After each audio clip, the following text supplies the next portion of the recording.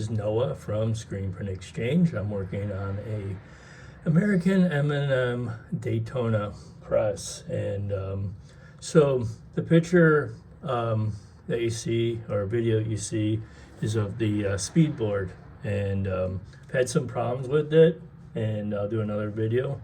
But right now I'm going to put some ferrules on these small connections because I didn't like them being loose and they weren't grabbing as much. So I'm going to put some ferrules on, and I've already done 4 of them. Sometimes in the past I've tinned them with solder, and I'm choosing to not do that on this one.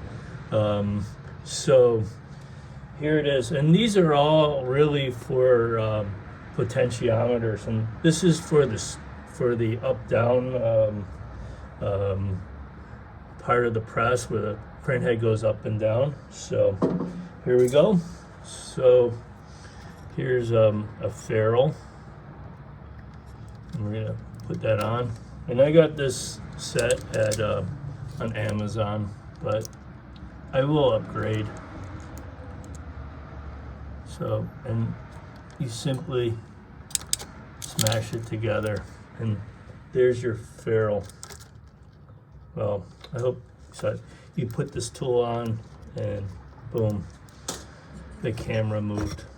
So, and then it is a little bit too long, so I'm going to cut it down a little bit.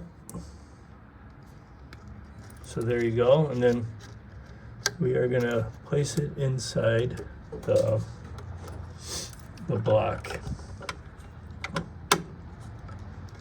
And it's much neater, and I was worried about like wires touching from one side to the other, and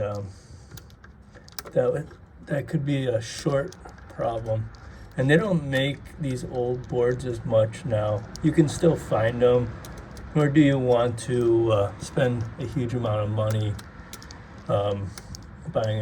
buying them.